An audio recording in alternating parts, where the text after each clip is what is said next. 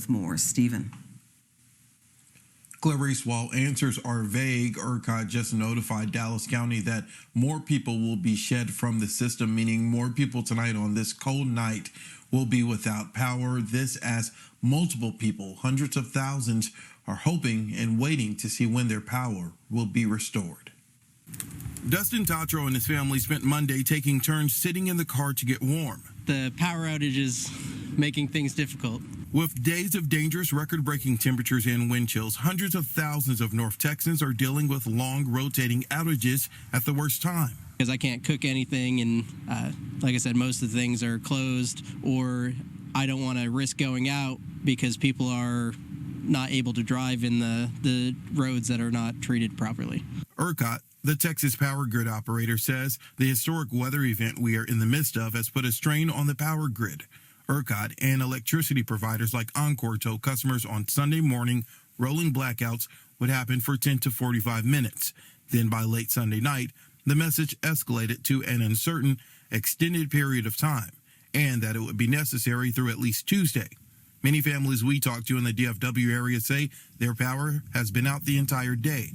Brittany Dean lives in Richardson. We started watching the temperature drop in our house, 55, 50, we're at 53 now. We're going to go sit in the car for a little bit to keep warm. Michelle Rekzinski lives in South Arlington. Her family has been without power since 3 a.m. Monday. There's a serious concern about freezing pipes and dripping water. And my parents are elderly, so I have to keep calling and checking on them. Catherine Laster lives in Granbury. We live in a community with a lot of retired folks who are elderly and don't have a lot of reserves for extra warmth. So how do we get to these widespread blackouts that are impacting millions across Texas?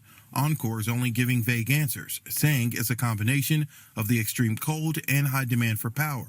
That increased demand and that load has resulted in some of our transformers having equipment failures just because they're having to run like it's a 100+ degree summer day here in February. Many without power want to know why the rolling outages do not appear to be evenly shared among households, or why the forecasts of dangerous storms and temperatures were out for days. In a span of about 12 hours Sunday, the length of the rolling blackouts announced went from an estimated less than an hour to an extended period of time. ERCOT, which does not own the power plants or energy generation systems, ordered the blackouts, which Oncor is executing.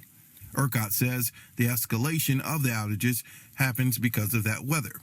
That, again, has been in the forecast for days. It was this extreme cold weather that came in overnight and really forced those units offline. And Oncor says people that do not lose power at all may be by a hospital or first responder facility, even though many without power say that's not the case. For you to not lose power, you might be next to a critical facility or on that same line as a critical care facility.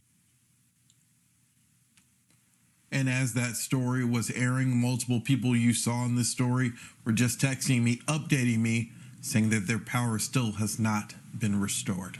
Clarice. Stephen Dial live tonight. Thank you.